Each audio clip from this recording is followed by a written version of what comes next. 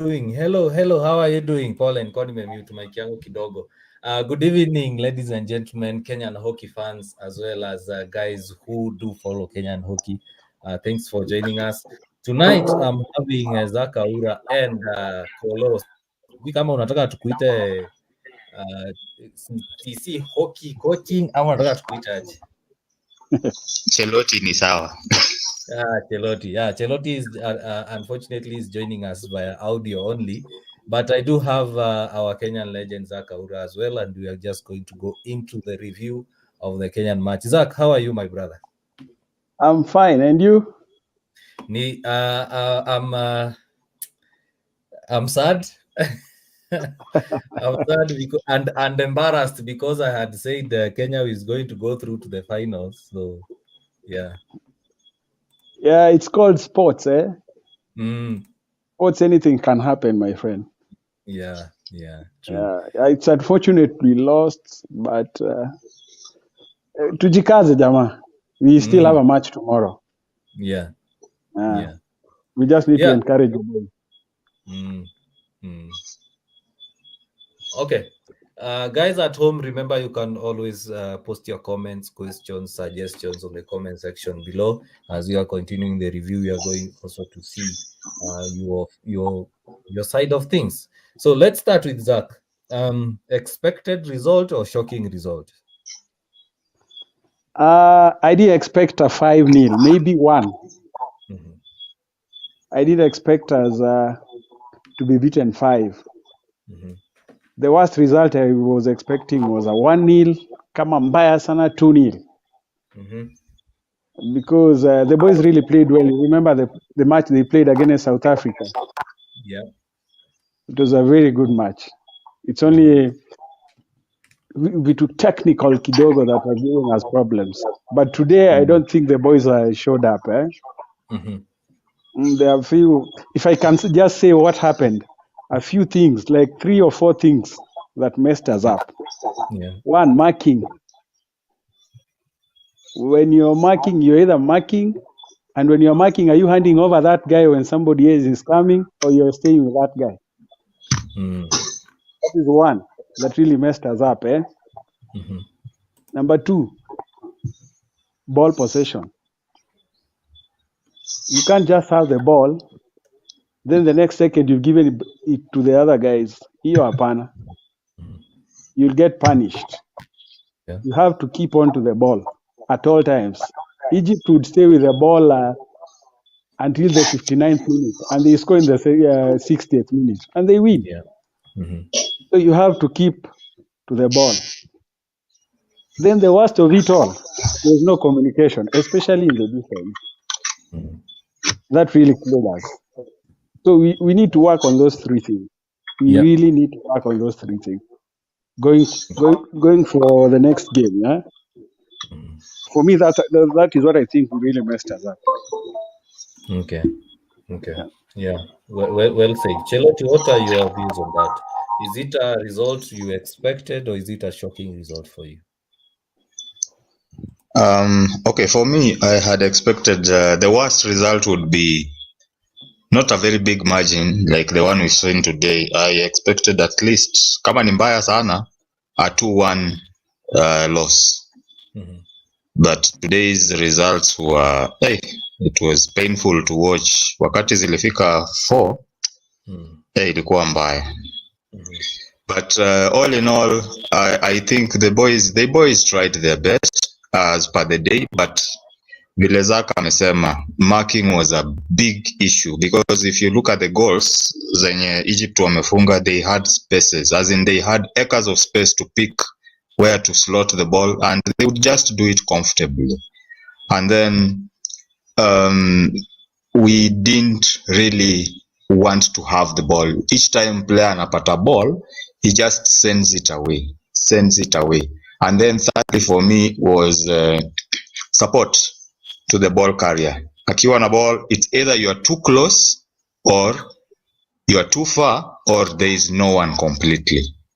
So I think those are some of the things that we really need to look at when moving forward. But all is not lost. We still can salvage a medal kwa the next game. Yeah, I agree with you in the aspect of our positioning, our marking. Unfortunately, I didn't have time to get those clips and the images of how we were positioning ourselves in the D. There were a couple of times where you find 2-3 players, they are inside the D, they are not marking anyone. And the opposite end, you're finding, or for the opponents, you're finding they have 2 or 3 players who are free. The other thing that I noticed, and Zach, you've mentioned about communication, is you're finding 2 to 4 players going for the same tackle, and one pass cuts out all of us.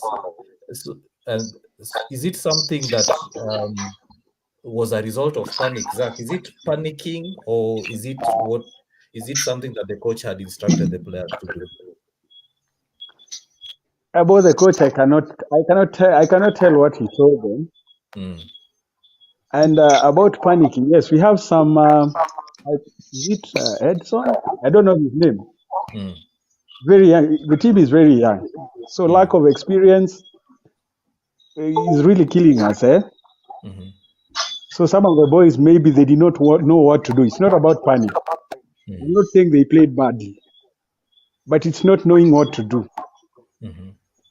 And you see a player like, we have how many senior players? Koni and I think Alano. Were really, yeah. Who is the other senior player there? At the back, there's Max, yeah? Yeah, Max. Yeah, we have Max, yeah? Maybe those are players who would have guided the younger players on what to do, especially when going for tackles inside the D. You know, when a forward is coming, when a forward is coming inside the D, you don't have all to go to the ball. One guy has to step up and say, you mark him, mark him, mark him. Just like I told you before, when marking, what are you supposed to do? If I'm marking one guy, am I supposed to go for the ball and hand over this guy to somebody else, or stay with my man? Just like Chelotti has said, how come we are being, you say that 2 guys, like, was it the second goal? There were 2 guys alone behind the behind our defenders, and all our 4 defenders had gone up. It's not all about panicking. It's about not knowing what to do. Yeah, that's what I think. Yeah, when I say instructions from the coach, we do know that coaches prefer to have what you call team tackling, where you have 2 players going for the tackle. But it's like there was a confusion of and lack of communication of who's channeling and who's tackling. So that's my point about the coach's instruction. Chelotti, how come this went on for so long? Because we saw those mistakes early in the first quarter, and still those mistakes continued carrying on. Is it that someone did not identify those mistakes, or someone identified but the players did not actually correct them during the game? Well, Saimo, to me, I believe everything we do is out of habit. So, like, what was happening is not something that is unique, like imefanyika tu leo. These are things that at times we see when we have pressure, even in our own leagues. When we have pressure on a player, say for example, we used to play against Zach in Butali. Zach would carry the ball and you would see 3-4 guys going to him. So I think it's just a habit or a culture kind of thing, which is really, really messing us up. And considering the pressure at that point where Egypt was actually carrying the ball and waiting, they were just holding the ball intentionally because they were just picking passes. So guys would just panic and see, hey, huyu jamani kama he doesn't want to pick the ball, so wacha mimi jump in. So when they come, the 3 or 4 of them, one pass cuts out 3 or 4 guys, and then it's done. Yeah. Now, Zach, we saw that we were a bit timid or tamed in terms of attacking. We did not get as much going forward compared to the fourth quarter. Is it that our tactics were not quite at par with Egypt, Amani, because we decided to sit and then hit on the counter? Kwanza, first of all, those guys denied us the ball. Mm. So when you deny the ball, how do you go even forward? Yeah. You see, if it's pressing, you are pressing, and Egypt are opening up the pitch. Wide passes. That is why we could not attack. Then I think the third quarter is when we realize now, guys, we can go. That is when tumeanza kuamuka, we were going up. When it was already too late. You get my point? Yeah. And one thing when you're playing a team like Egypt, the first 15 minutes, don't let these guys score.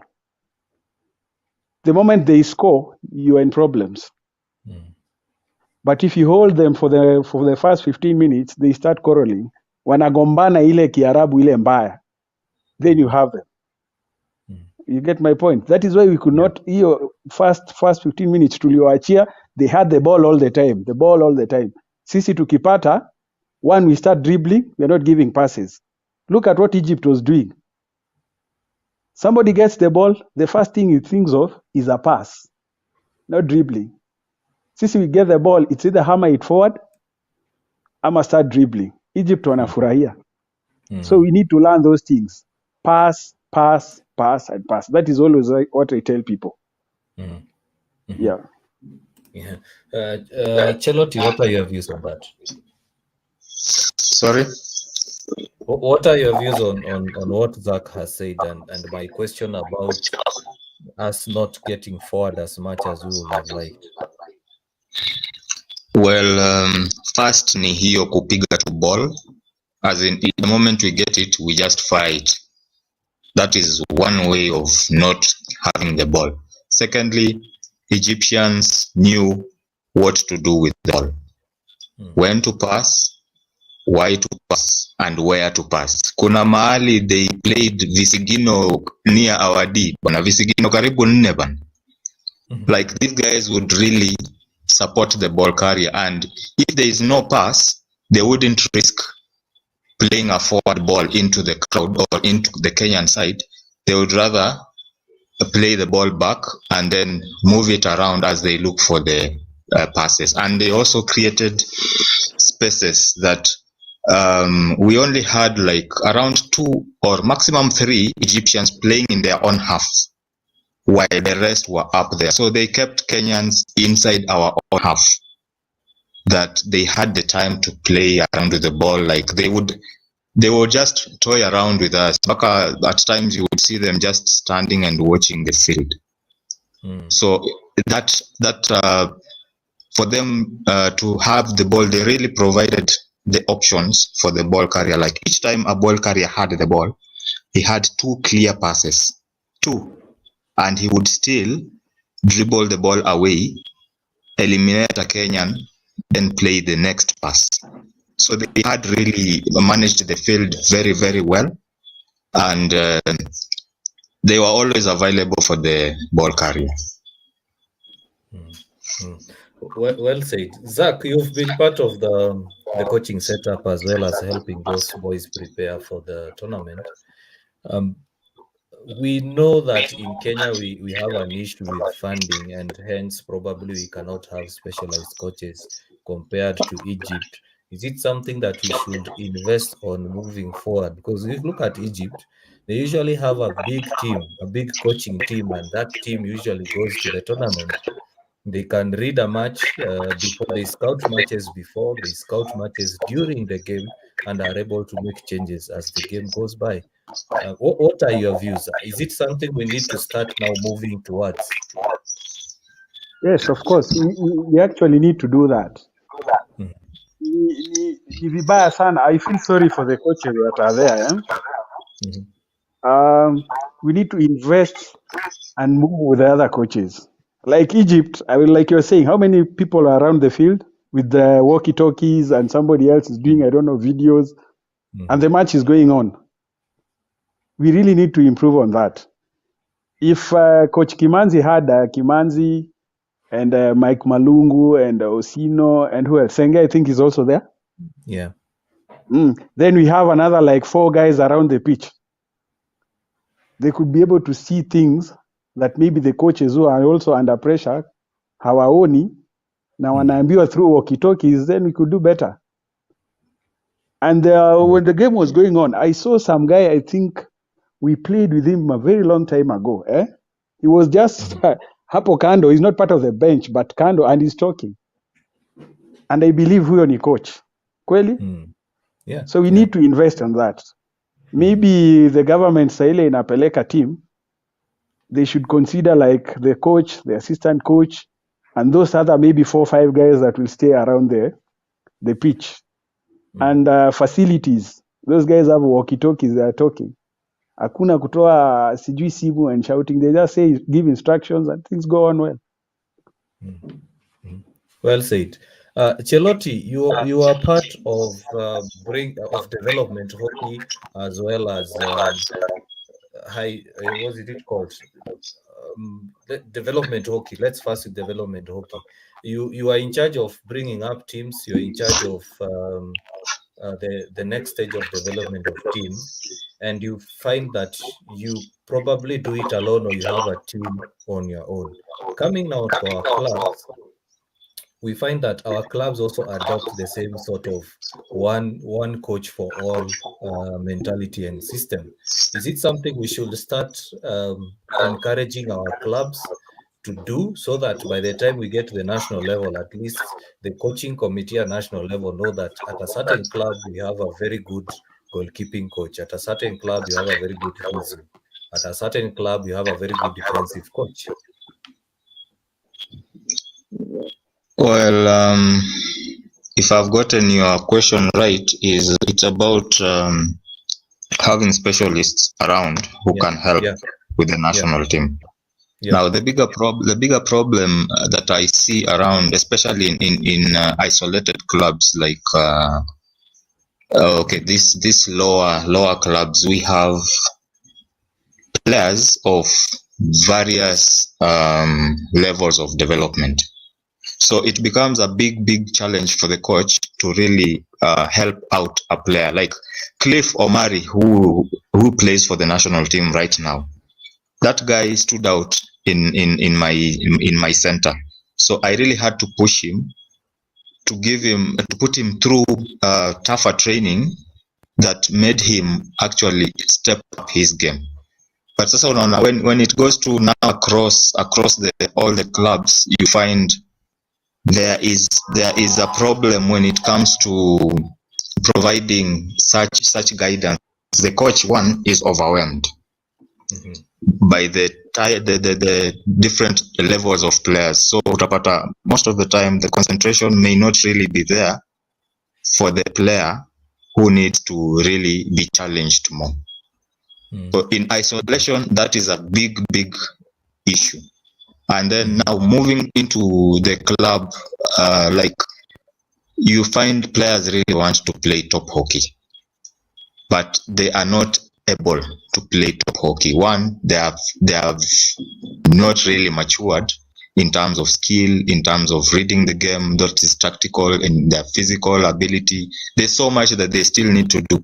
But as a coach, unaona hizo vitu, then you try to explain to the player. But the player also, this is another challenge yenye mimi mwenyewe na face. The player thinks that you are suppressing him, as in you don't want him to grow, you don't want him to go further. When you're asking him, let's do this for this kind of period or this period of time, so that by the time you get to this point, you'll be able to play.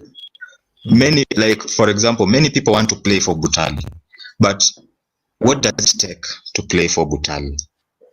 People want to just be up there, but they don't want to pay the price for being up there. So as coaches, we really need to teach these players that it is not just about playing and winning. It's about developing your game continuously, that your game should be able to vouch for you when you now go for a bigger club. Then you'll get the experience that you need to really step up. Yeah.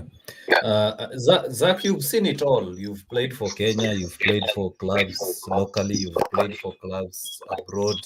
What are some of the best practices we need to borrow moving forward? And I'll allow you to start at club level, or better yet, ask you to highlight at club level, and then now we go to national level. What are some of the best practices we need to pick so that we can improve the game in the country?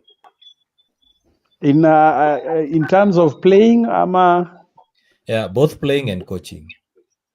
Okay. Kitu ya kwanza mimi kusema discipline hiyo hata tusiongee. You have to be disciplined. Now discipline will come this way. One, you have to train and train hard. Let me use my club. In our club, you have to train. If you don't train, you don't start. Sawa? That is one thing all clubs have to do. Hakuna teacher, even if you watch the last season when Butali was playing, if you noticed, I missed several of the training sessions. I never used to start. I sit on the bench. So people have to train. Number two, the guys who are training, why are you training? Are you just training because umekuja training ndio ucheze? No. You train because you want to improve.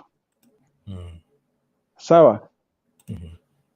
Some of my players wenye nimecheza now, I used to call them like, I don't want to use hiyo jina, lakini I used to tell them you have to play and you have to train and you have to improve. You cannot be training and you're not improving. Then you'd rather move to a different sector. Stop playing. Enda kuwa coach, enda kuwa umpire or something else. So clubs have to accept that. Sisi kwetu hakunanga ati huu ni Zaka Ura, huu sijui ni Ken Nyongesa, sijui huu ni Maxwell ama Koni. No. You don't train, you don't play. And when you come for training, kama kuna keeper, like for us, we have Osino. He's a what do you call, a goalkeeping coach. Yeah, anashika kina Sang huko, ana make sure wamefanya vitu zao. Me, I deal with my forwards and my midfielders. We have Max and Ken Nyongesa who are doing their defensive work. So those are some of the practices that we need to have. If we have them in the club, when you move into the national team, and before if I move to the national team, sisi kila mtu kwa club yetu is able to give his opinion and what he thinks is right. Now we listen and work on what kila mtu anasema. Hakuna iron fist ati because mimi ni coach, like na mimi ni Wabutali coach, what I say is final. No. If all clubs could adopt that, we can go far. Yeah. Well said. Yeah. Then you move into the national team. Ukiwa national team, I think when I played there, we used to give what do you call it? Advice to some of the coaches. Tunawaambia we think we should do this. Na wanasikiza. Kwa national team, everybody has an opinion. Tukiongea wote, tunasema hii, then we sit down and say this is the best. That is one thing we need at the national level. Alafu lastly, for all the clubs, we need to adopt, unajua tujafika ile level ya, let me talk about maybe the Dutch, huko, the Germans. The kind of systems that those guys are playing now, si rahisi na sisi. We have to start with the kids first. Ukichukua example like me, if you start playing me a system that the Dutch are playing now, it will take me sometime before I learn it na niishike. So if all clubs could get a system to seme this system ni mzuri kucheza hivi, and we all learn it, all the coaches will learn. You see, let's take like 5 systems. We have very good coaches ambao akina Sengere na Kagochi, they've done all those things, ndio. They make sure they teach all the coaches like 5 playing systems. So kila club inajua we have 5 playing systems. So when you go into the national team, head coach akisema we are playing this system, isikuwa tunaanza kukufundisha how to play that system. It is just to polish it. You polish that system, Now, when you are playing a team like Egypt, Kiona, they are doing this, we change to another system that way. Those are things, some of the things I think we need to adopt from the club level going into the national team. Mhm. Yeah. Mhm. Mhm. Yeah, well said. Let's. I don't know whether Chelotti, you have anything to add there.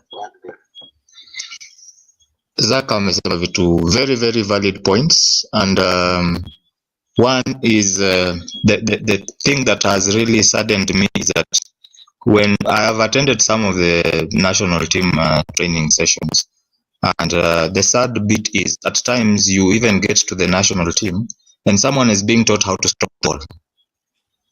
That is something which is supposed to have been done a long time ago, so that when they get into the setup, they are good to go.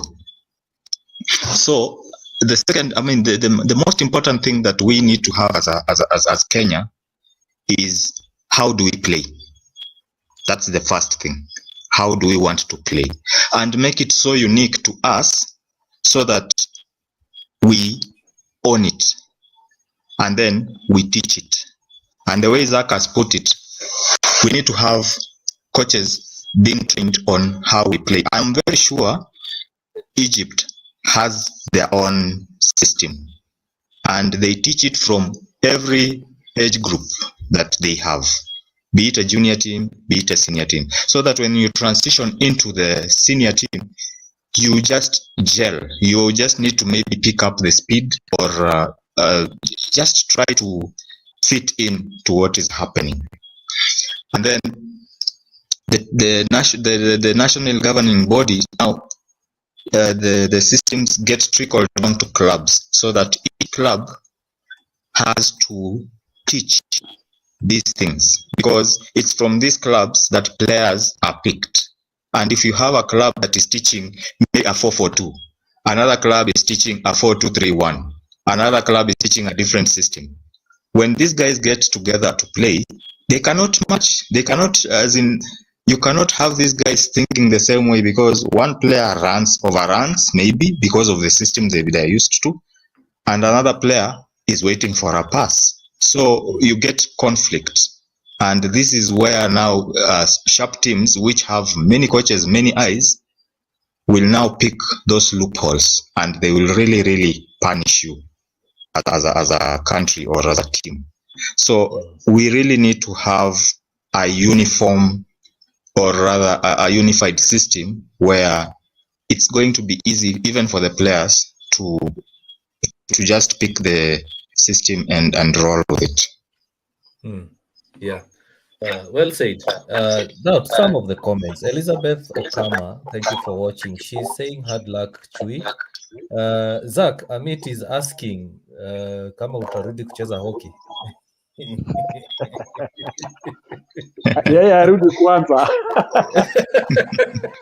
Yeye arudi kwanza. So shocking results, Zach aka Buddha Rudi hockey, my friend. I think Zach bado ako kwa hockey. He's a coach. But hiyo story ya kucheza ndio sasa that's a personal decision for Zach, na amesema wewe urudi kwanza. Elizabeth goes on to say Vincent Odhiambo hatujakuona huko Ghana. Yeah, I think that's a personal question. And then Serem is saying, thanks Serem for watching and commenting.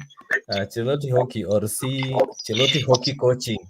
You nurtured a brilliant player. Cliff is going far. And then anamalizia anasema, Zach, you are right when it comes to training. Now, Zach, let's come back to the game. What are some of the things they should pick, some of the positives they should pick going to the 3rd and 4th place game against Nigeria tomorrow? Some of the positives from the game they've played. Yes. They should start playing from the first quarter, not the third quarter. And hiyo ni ugonjwa that, sorry to say this, that tuko nayo Kenya, not those boys alone. Even me, when I played for that team, the first quarter, ni kama hatuko ready, sijui ni kaa hatuja warm. It's like we don't want to play, but get to the second and third, we start playing. Then the last few minutes of the last quarter, of the fourth quarter, tuna lose concentration tena. Mm. So from tomorrow we start playing from the first quarter head on, hakuna kungoja. That is one thing they should do. And then they should tomorrow I think they should try and feed the forwards a lot. I guess Yeah. I could count the number of times Akina Festus got the ball inside the D. Mm. Very few times. Very, very few times. Kesho, let's pass. That is one. Pass. Number two, movement. Movement. Our boys were not moving. Mtu ako na ball, then you're ball watching. I remember I used to be told by one Muzungu coach huko Roger, I think you know him. He used to say, my problem, your problem. When I have the ball, my fellow player is not moving. He's watching what I'm going to do. Me, see magician. I need somebody to help me. So kesho, the boys should have that. Nikikuwa na ball, get into space, peana, move. Number 3, cut out dribbling kabisa. You only dribble when you're inside the D. Ama hapo kwa 25. You saw what that captain, was he the captain? Alikuwa na wakata na 3D tu hapo. But where was he doing that? The 23-yard area. 23-yard going to the reward zone. Yeah. So kesho tusikuwa na hizo madribbling hapa katikati. And once umedribble mtu, why are you coming back to him? Dribble and move. Move. Let's get short corners. Koni is doing very well with short corners. We got how many short corners? 2? Was it 2? 3. We got 3. 3. Out of 3, not bad. Not bad for us, for Kenya. We got a goal out of that. Yeah. Sidio?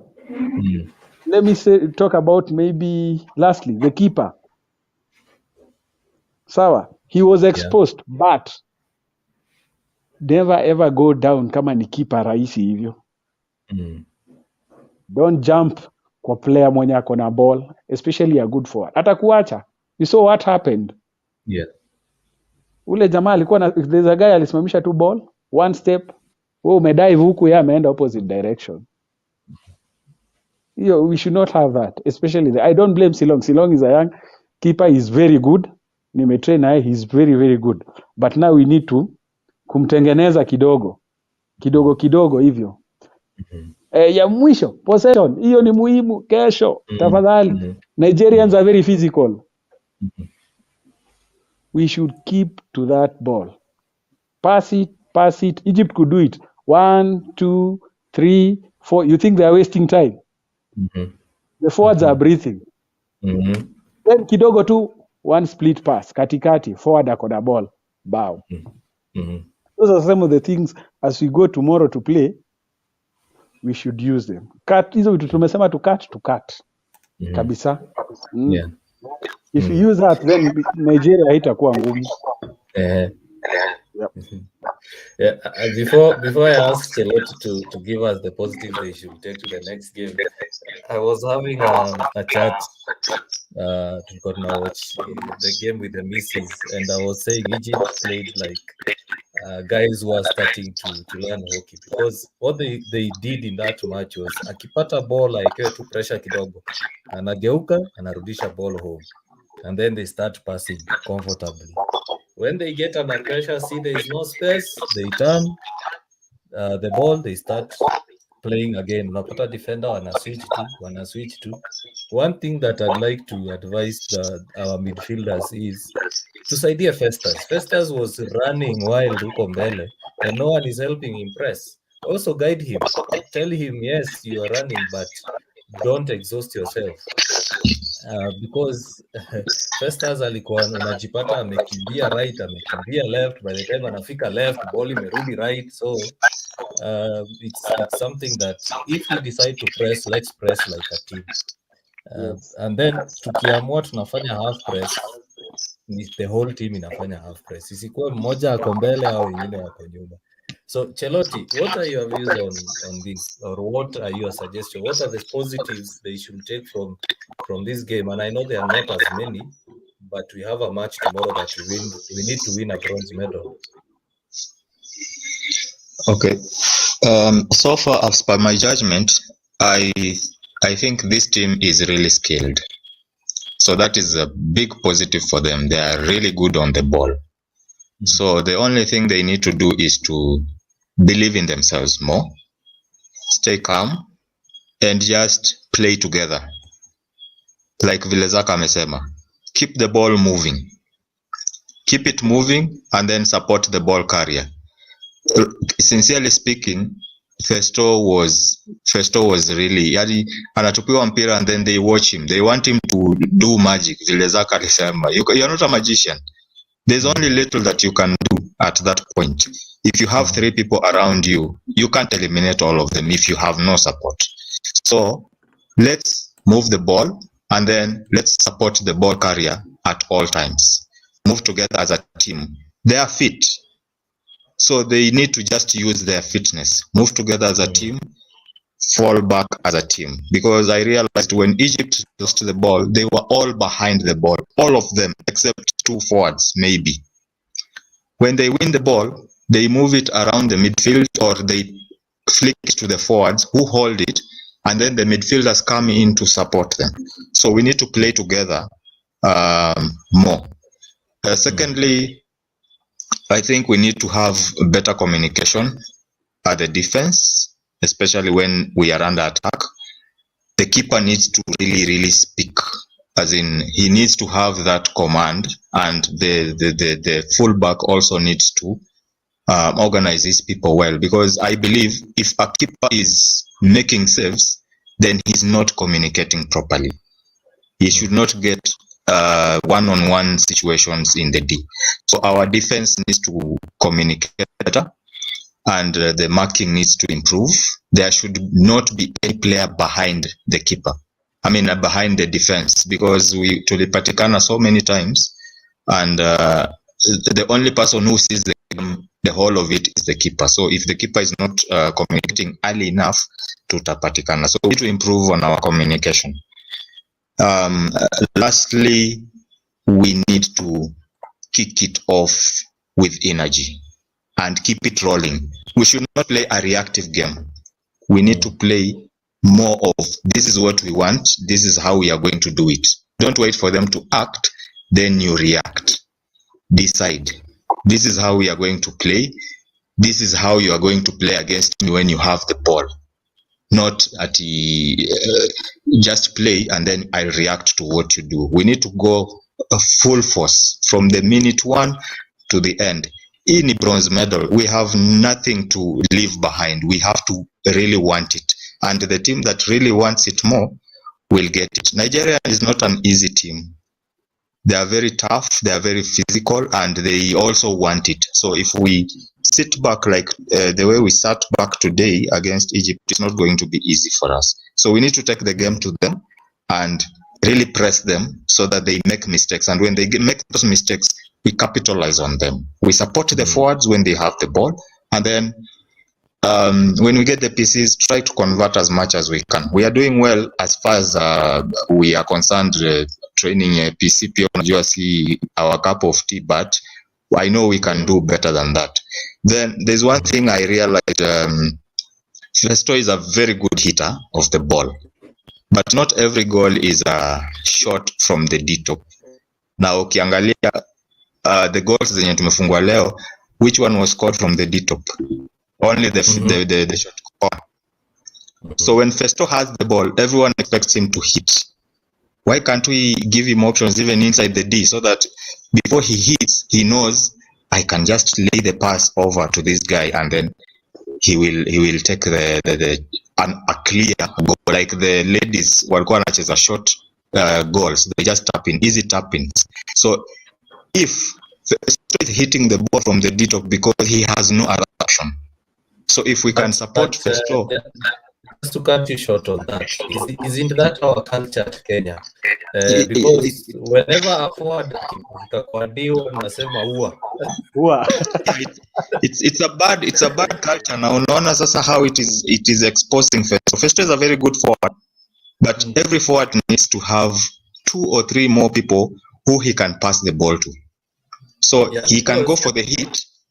Yeah. Sorry? Yeah, because if you look at and Zaka has outlined that goal, I think it was the 3rd goal player alipata ball akarelax, akaturn the keeper akalala, then akapush ndani. So if and let's be honest here, because this is a review, give that chance to our forwards. What is the first thought that comes into their mind? Chapa ball. Kiboko. Ua. Because we are used to mtu huwa tunaogopa kuchapwa, the forward decides let me hit the ball. Yeah, so for me, I would just say let's think more than kutumia nguvu. Let's just think, look up and just see the options, and then let's provide the options. We will get the goals. Trust me, we will get the goals. Play together, move together, just play as a team. We will get the goals. We will control the game the whole time. Yeah. Well said. And just to add on what you are saying before I read the comments and then we get your final submissions, is we have a problem with culture. And culture, I mean by our play culture, our training culture. Zach, you mentioned very well about training to improve. Because you look at the culture we have in most of our clubs, we are training because coach hajafurahi watu wakuja training. Yeah. Yeah, tunatrain kwa sababu unataka kubeba uende trip. So most of us don't actually train to improve our skills, to improve what we need to improve on. For example, if I'm a forward, if last season I scored 10 goals, then I should be improving to say this season I score 15. So in terms of the culture, we need to change our culture. When it comes to the in-game culture, some of the aspects I noticed in the game are, you find that player may know a stick and expect opponent amwachie tu an easy hit, and then unapata anaenda kuchapa the defender kidogo yellow card. The other day we mentioned about scoops. Tumezoea usipopatia msee 5 yard receive scoop is a yellow card.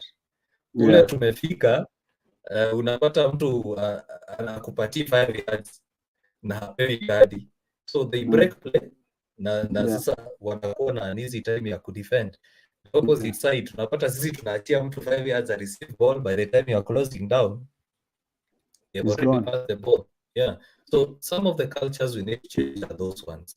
So let me just kuna mtu anataka kureact on that before I read the comments. One thing.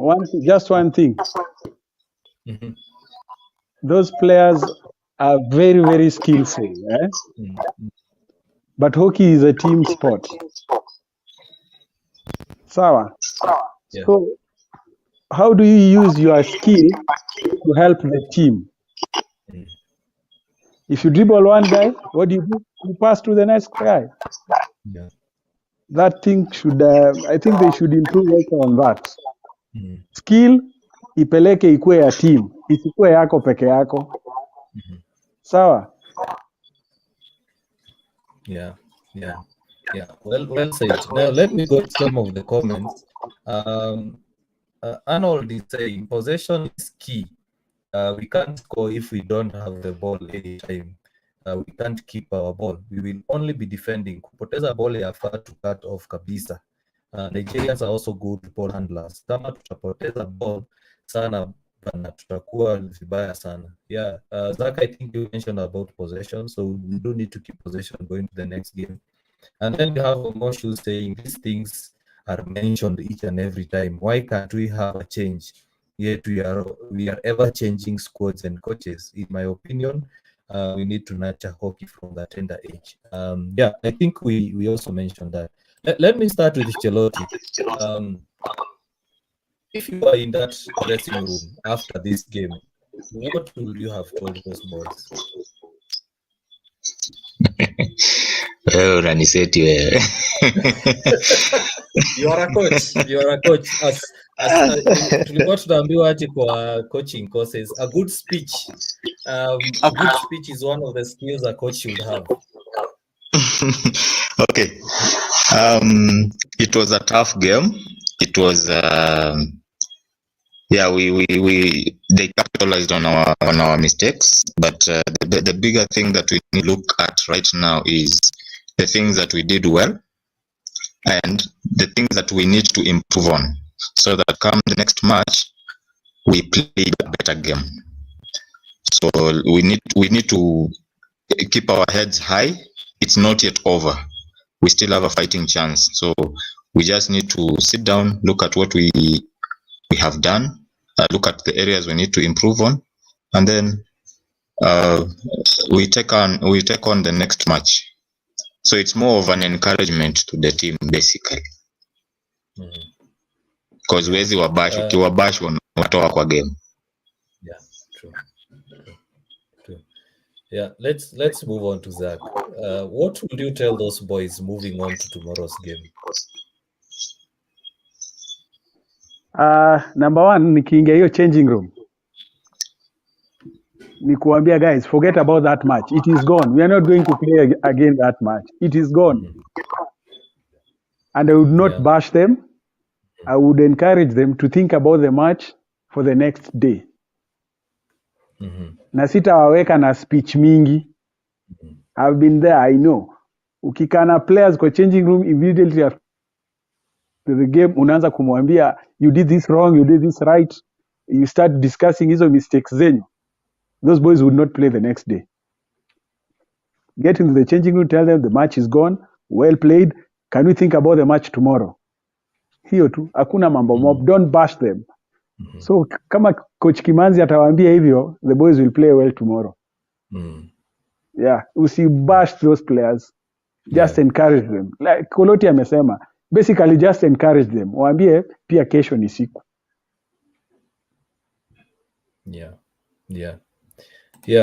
I think that's good advice, because most of those players or some of them were yet to play for Kenya or travel with Kenya to play in an international tournament. So the game is gone. We have a bronze medal to work for tomorrow, to play for tomorrow. We need to get our minds, our focus on that game. So, gentlemen, thank you very much for showing up. Unless there is anyone who wants to add something. Tupende huyo kijamaa. Tusikize makoch majamaa. Natamani kucheza lakini siwezi. Tupende tu hockey. If you are given the opportunity to play for your country, enda ujishowcase. Watu wakutambue. Watu wakutambue. Ukirudi huko. It's always very nice to wear hiyo jersey ya Kenya. Alafu hockey ni yetu wote. Tupendane. Tupendane.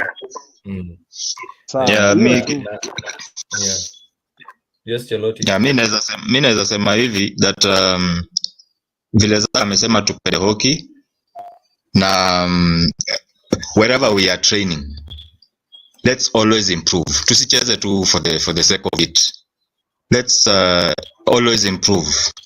When I coach, wherever I coach, I always ask the players, what have you learned today? Ni nini umefanya different from what you did yesterday, and are you improving? That is the point. It is not about the whole milestone in utapiga ati utacheza national team, but it's about the small short sessions that you are doing each day that add up to the point that you want to get to. So we need to be disciplined in our training sessions.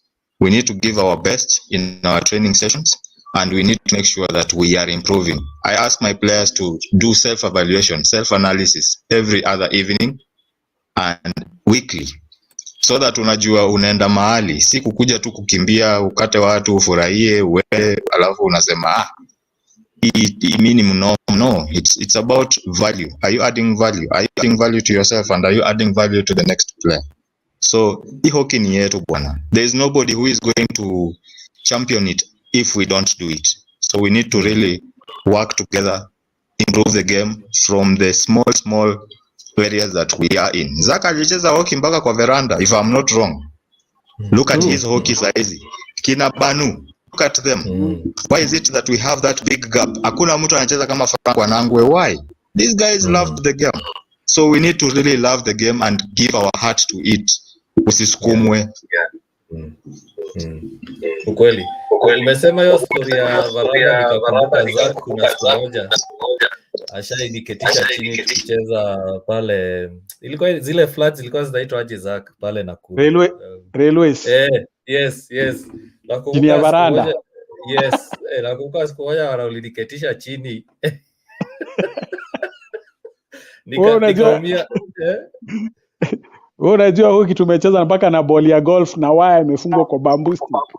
Yeah, I remember there is a day tulikosa ball tukaamua kucheza na tennis ball. That's it. Mimi nilikuwa napiga ball kwa wall hivi because nangoja training jioni. But anyway, thank you very much for your comments, gentlemen. Let me read a few comments before we end. Alvin anasema kuna mtu ananiambia Kenya has not fallen to Egypt. We have been beaten thoroughly. Hatuwezi sema tumekuwa beaten thoroughly. Juzi unajua kuna teams zimereceive 10, zingine 7. So achia yetu ibaki fallen. We Bwangi. You see, Alvin is not even encouraging the boys. Such kind of comments, na we ni mchezaji wa hockey, surely. Yeah. Those guys are representing you. Encourage them. We still have a match tomorrow. Na unajua hii hockey ni yetu wote. Tutakutana pale City Park. Unataka kunipigia tena story. Nitakusikiza kweli. Ngumu. Let's encourage. Sahi, it's all about the country, not individuals. So ukianza kusema vitu zingine, it's very unfortunate, man. Yeah. Anyway, tupende hockey jamaa, tupende hockey. I have another comment that has come through, but not on screen. It has come to my personal page. It's saying, watching the ladies' game against South Africa, we lost because we lost individual battles tactically, matched them technically, and we lost in all departments. And today it was the same. We lost on 1v1, 1v2, and 2v2 battles. Yeah, so I think that's a comment on how we need to take care of our battles. Yeah, so we won't go much into the review of that because our time is so much gone. So thank you, ladies and gentlemen, for coming through, posting your comments. Thank you very much, Cheloti and Zak. Do have a lovely evening and God bless. Cheers and bye-bye. Bye-bye. Thank you. Bye-bye.